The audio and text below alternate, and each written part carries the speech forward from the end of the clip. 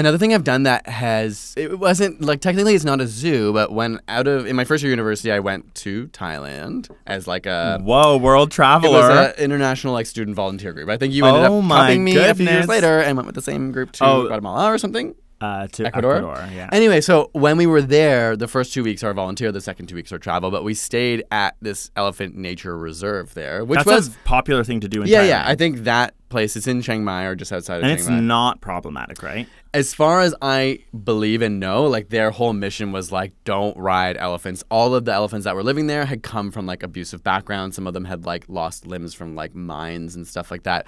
And so it was like meant at the time, we were definitely told this is a really positive type of tourism because like we're not actively engaging. They're not in cages. They roam. They have so much space. And as tourists like us, we were staying there for a week to just help take care of like wash them, literally pick up elephant poo and like literally clean the stables and that kind of thing. I love how you traveled across the world to like clean up after an elephant. Like the elephant's like, joke's on you, bud. Yeah, but it was an amazing experience except like being and at this stage you were also so scared of spiders. Thailand had some of the craziest spiders I have ever encountered in my whole life. And we would sleep, like my friend Vicky and I went together and we would sleep in like a hut basically that was like, made of like a straw roof or whatever, just like a simple mattress. And for some reason in ours, there was like a mattress like leaning against the wall beside me. And the first night I went in, it was just like 2 massive spiders just on that thing. And when you're just like, what? They're tarantulas. Like they're full tarantulas. Oh my God. And they're in my room, like a foot beside my bed. I don't know what to do. And basically, at this property, there's like 20 dogs that are kind of like, not stray dogs, but they like live on the property. One runs in the room and the spiders just bolt under my bed. Oh my God. And I'm like, ah! And then, so literally, I'm like, I can't sleep here. I'm terrified. The worst part about spiders is seeing them move. How fast they can. In any direction. Yeah. You never know what direction the spider's going to go Yeah. in. So eventually I gained the confidence to like jump in my bed and tuck my thing in. That very same night, my roommate, Vicky, wakes up yelling. And what had happened to her, not the spider, some kind of beetle cockroach had nestled behind her ear. Oh, I've heard and about she this didn't happening. know what was happening, and she woke up feeling it like pushing into her ear, and she started screaming and went into the bathroom, and then she said she just like saw it run off of her body. And in that same, I don't know if this was the same night, but like the beds are not that big, so my net that I so perfectly tucked in had been kicked open in the middle of the night. By you. You made it sound like someone else did that. Yeah, by the spiders. Yeah. But then the whole night I was like, the spiders are in here. I was like using a flashlight and like looking everywhere, like, and then I couldn't sleep because I was like, my stupid feet are moving and I'm opening it up. So beautiful experience at the Elephant Nature Park, but also horrifying. Okay, so I thought you had to say, I have gout. Yeah. I was like, So I do have gout. Thanks for bringing that up. That's a whole separate podcast. We should call it gout.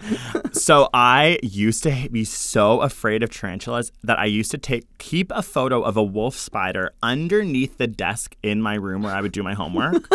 And whenever I would get tired or lethargic from my math homework, I would pull the photo of the wolf spider out. I remember freak myself out to give myself adrenaline. I'd be like, and then put it back under, and then I'd be like, okay, I'm awake. And then I would keep working on my homework. That was like your Red Bull. It was literally my Red Bull. Okay, so this is how I got over spiders, and it's an insane story too that involves I was in Guatemala at this point, staying in a hostel with a bunch of people I didn't know from around the world. So I wake up in the middle of the night, and I say American because in my head I was like, oh, typical American. He's projectile vomiting all over the hostel room. He's literally like, I've never seen like the vomit was everywhere. So he must have gotten sick from something he ate. Must have gotten sick. Like, or he was like, the reaction was so weird. I remember thinking he like stood there and I'm like, clean it up. Like he was so didn't act like anything had happened, but everyone was freaking out.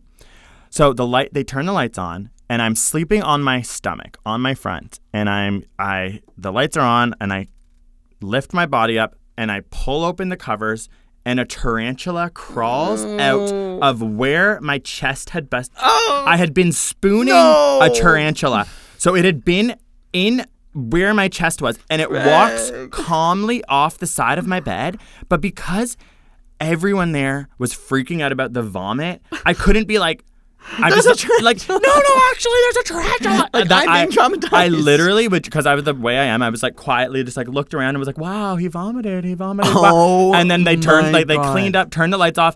I like put the covers over and was kind of like, oh my God, that tarantula is either on the girl sleeping below me or it's like somewhere, and I just dealt with it. And since then, I'm not kidding, it's that whole scientific theory about fear. I have been so much less scared of spiders, but I spooned one. I spooned a spider. I spooned a tarantula. Crazy. That's disgusting. And it's so sad that you didn't get the vindication to like tell people. I know. Well, I tell people the story. And being like in fear, and you having to like be the bigger person and be like, the vomiting man takes Well, it was like everyone like there was no way for you to like everywhere. Steal. Yeah, true. Like there was no way to steal that attention. So my gosh. The last thing I'm just gonna say, my last two things about zoos is one, African Lion Safari. It's near Guelph. It's in Canada. I've never been. It used to have a ringtone called African Lion Safari. I like that you called it a ringtone. Or whatever, like a jingle. But I, as a kid, couldn't say it, and I loved it, and I'd always go, African Lion Safira. And like my parents were always like, no, Greg, Safari. And I just like could never get it. Like your whole life. Yeah, I'd always say like, ambulance. I want to go to the Safira. Yeah. And it's then like Sephora, oh, you like makeup. Oh, he's gay. Okay, here we go. Yeah. And lastly, I remember also as a young kid going to Arizona to their zoo and seeing this amazing, epic nocturnal exhibit of raccoons, which is like something that is so common in Toronto. Toronto's like the most populous city of raccoons. Yeah, and they were like a hit in the new Planet Earth series, and I just think it made me realize that it's cool that raccoons wildly like live around us because I think they're beautiful, they're adorable. Unique. I love their hands, and it was just cool to see something that you live near in a zoo, like as an exhibit. That's so cool. Yeah.